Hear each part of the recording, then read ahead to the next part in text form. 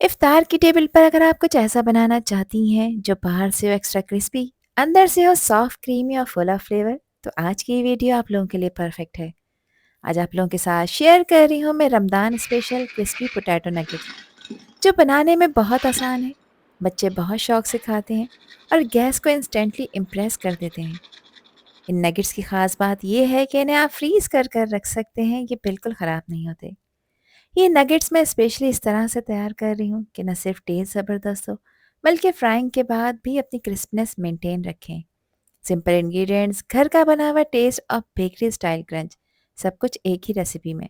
अगर आप इफ्तार के लिए कोई ऐसा स्नैक ढूंढ रहे हैं जो क्विक तैयार हो जाए, तो वीडियो के एंड तक ज़रूर देखें। तो चलें फिर शुरू करते हैं इनको बनाना। क्रिस्पी क्रंची पोटैटो नगेट्स बनाने के लिए सबसे पहले मैं आलूओं को बॉईल करूंगी, जिसके लिए लिया है मैंने एक पैन में पानी।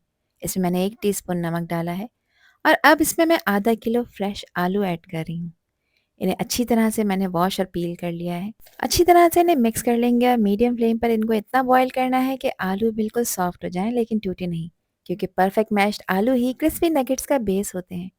कवर करेंगे, कवर करके 12 से 15 मिनट के लिए मीडियम फ्लेम पे पकाएंगे। उसके बाद आलू को जब गल जाए निकाल कर आपने एक छन्नी में रखना है और कम्प्लीटली ठंडा करना है। अब यहाँ पर मैंने लिए हैं 5 ब्रेड के स्लाइसेस। मैंने सैंडविच ब्रेड का यूज़ किया है और ब्रेड का साइज़ मीडियम है। इन सारी ब्रेड के स्लाइसेस के मैं यहाँ पर क्रम्स तैयार कर लूँगी। इन स्लाइसेस को आप इजीली चॉपर में चॉप करके या ब्लेंडिंग जग में भी ग्राइंड कर कर तैयार कर सकते हैं।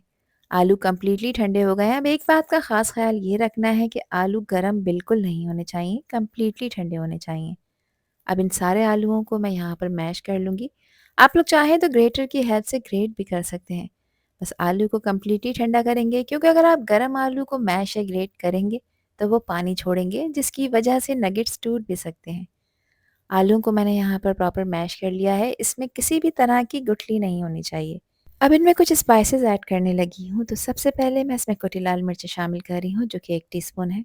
हाफ़ टी स्पून नमक डालेंगे, क्योंकि 1 टीस्पून नमक ऑलरेडी आलूओं को बॉयल करते वक्त भी ऐड किया था। 1 टीस्पून काली मिर्च का पाउडर शामिल करेंगे। यहाँ पर मेरे पास है 2 टीस्पून अनियन पाउडर। ये ईज़िली आपको किसी भी अच्छे सुपर स्टोर से मिल जाएगा। अच्छा, जिन लोगों के पास अनियन पाउडर नहीं है, उन्होंने क्या करना है कि एक छोटे साइज़ की प्याज को चॉपर में चॉप करना है। उसके बाद आपने इसका पानी निकाल कर, यानी इसको निचोड़ कर इसमें ऐड करना है। 1 टीस्पून इसमें मैंने लहसुन का पेस्ट ऐड किया है। आप लोग चाहें तो लहसुन का पाउडर भी ऐड कर सकते हैं। 1 टेबलस्पून इसमें मैंने सूजी ऐड की है और 3 टेबलस्पून मैं इसमें चावल का आटा इस्तेमाल कर रही हूँ। ये दोनों चीज़ें हमारे नगेट्स को एक्स्ट्रा क्रिस्पी क्रंची बनाकर तैयार करेंगी।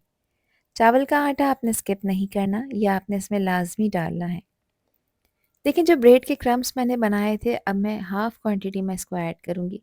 फिर अच्छी तरह से मिक्स कर कर देखूँगी, अगर नीड हुई तो मज़ीद ब्रेड क्रम्स ऐड करेंगे। ये ब्रेड क्रम्स आलू में मौजूद जो भी मॉइस्चर होगा उसे एब्ज़ॉर्ब करेंगे, जिसकी वजह से नगेट्स फ्राई होने के बाद टूटेंगे नहीं बिल्कुल।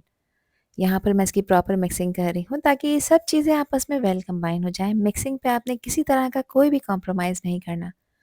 अच्छा, ये मिक्सर मुझे अभी भी थोड़ा स्टिकी लग रहा था, तो जो ब्रेड क्रम्स मैंने बचाए हुए थे, अब वो सारे के सारे मैं इसमें ऐड कर दूँगी और अब बहुत अच्छी तरह से इसको मिक्स कर लेंगे, जब तक कि एक smooth lump free mixer ready ना हो जाए, जो नगेट्स को अंदर से सॉफ्ट और बाहर से एक्स्ट्रा क्रिस्पी बनाएगा। यहाँ पर मिक्सिंग हो गई है और देखिए, ये मिक्सर एक डो फॉर्म में कन्वर्ट हो गया है। बस इसी तरह का परफेक्ट टेक्सचर चाहिए। अब इसको शेप देने से पहले इसमें मैं 2 टेबलस्पून कुकिंग ऑयल ऐड कर रही हूँ। ऑयल डालने का फ़ायदा ये होता है कि मिक्सर हाथ पर चिपकता नहीं है, शेपिंग बहुत स्मूथ हो जाती है और नगेट्स को परफेक्ट सॉफ्ट टेक्सचर भी मिलता है। ऑयल ऐड करने से नगेट्स फ्राई होने के बाद भी अंदर से मॉइस्ट रहते हैं और बाहर से एक्स्ट्रा क्रिस्पी बनकर तैयार होते हैं। यहाँ पर डो रेडी हो गई है। अब इस डो के पोर्शन को 3 इक्वल पार्ट्स में डिवाइड करेंगे और हाथ को ऑयल लगा कर ग्रीस करेंगे। और जो पोर्शन एक लिया है, इसको किचन काउंटर टॉप पर आपने इस तरह से रोल कर कर इसको थोड़ा सा लंबा कर देना है। ऊपर से मैं इसको थोड़ा सा पतला रखूँगी और नीचे से इसे थोड़ा सा मोटा शेप दूँगी। इस तरह से जब हम इसे कट करेंगे तो नगेट्स बिल्कुल परफेक्ट और इक्वल ट्रायंगल शेप में कट होकर तैयार होंगे। इस टेक्निक से न सिर्फ शेप यूनिफॉर्म आती है, बल्कि फ्राइंग के दौरान जब नगेट्स इवनली कुक होते हैं तो प्रेजेंटेशन भी बहुत प्रोफेशनल लगती है। नाइफ़ को भी मैंने ऑयल लगाकर ग्रीस कर लिया था, ताकि नाइफ़ पर ये मिक्सर ना चिपके। तो देखिए, परफेक्ट से ट्रायंगल हमारे कट होकर तैयार हो चुके हैं। तो इसी तरह से बाकी डो के भी छोटे छोटे ट्रायंगल्स बनाकर तैयार करेंगे। वैसे शेप तो आप कोई भी दे सकते हैं, लेकिन ये थोड़ा-सा अट्रैक्टिव लग रहा है, तो इसलिए मैंने इसको ट्रायंगुलर शेप दिया है। अब इसकी कोटिंग के लिए लिया है मैंने 2 टेबलस्पून मैदा और 2 टेबलस्पून इसमें कॉर्नफ्लोर ऐड कर रही हूँ। हाफ़ टी स्पून इसमें मैंने डाला है नमक और हाफ़ टी स्पून ही मैंने इसमें कुटी लाल मिर्चें शामिल की हैं। अब इसमें पानी ऐड कर रही हूँ और अच्छी तरह से इसको मिक्स करेंगे ताकि एक स्मूथ और बिल्कुल मीडियम कंसिस्टेंसी के साथ एक स्लरी बनकर तैयार हो। पानी डालेंगे थोड़ा-थोड़ा करके और साथ-साथ मिक्स करते जाएँगे ताकि इसकी एक परफेक्ट कंसिस्टेंसी आ जाए। इसमें बिल्कुल भी लम्प्स नहीं होने चाहिए। अब एक नगेट लेंगे और इसको इस तरह से मैदे वाली स्लरी में डिप करेंगे और फोक की हेल्प से आपने इसको उठाना है ताकि एक्स्ट्रा स्लरी बाउल में ही चली जाए। एक प्लेट में मैंने लिए हैं रेडीमेड ब्रेड क्रम्स। मैंने पैनको ब्रेड क्रम्स का यूज़ किया है। आप लोग चाहें तो घर में मौजूद ब्रेड के स्लाइसेस को ग्राइंड कर भी उसके क्रम्स बना सकते हैं।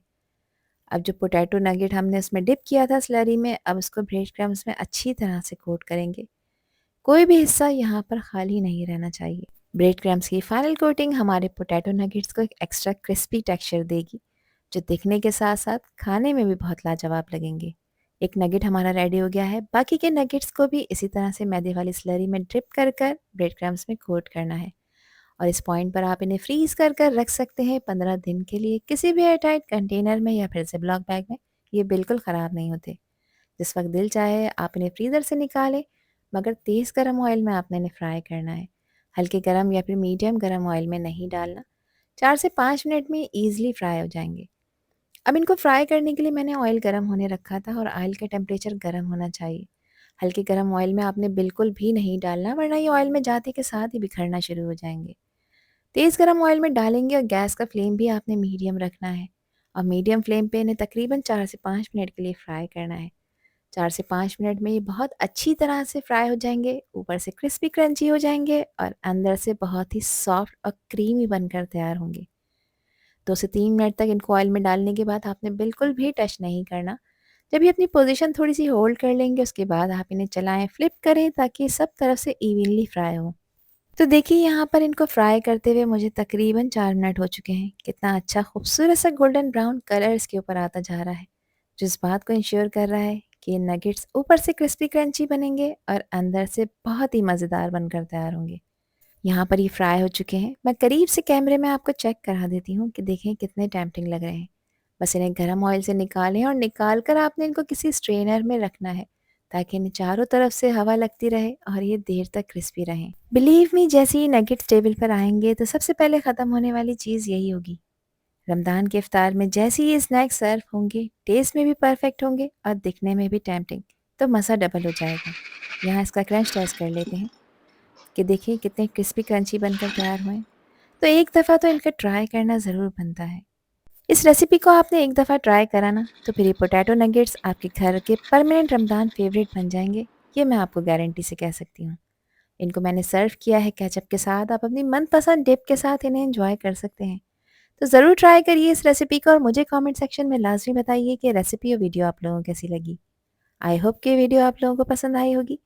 पसंद आई हो तो कमेंट सेक्शन में अपना प्यारा सा फीडबैक मुझे लाज़मी शेयर करिएगा और चैनल पर न्यू हैं तो चैनल को भी ज़रूर सब्सक्राइब कर दीजिएगा। आपसे फिर मिलूँगी इंशाल्लाह एक न्यू वीडियो में, एक न्यू रेसिपी के साथ। जब तक हादिया को दीजिए इजाज़त। अल्लाह हाफ़िज़, अल्लाह निगहबान।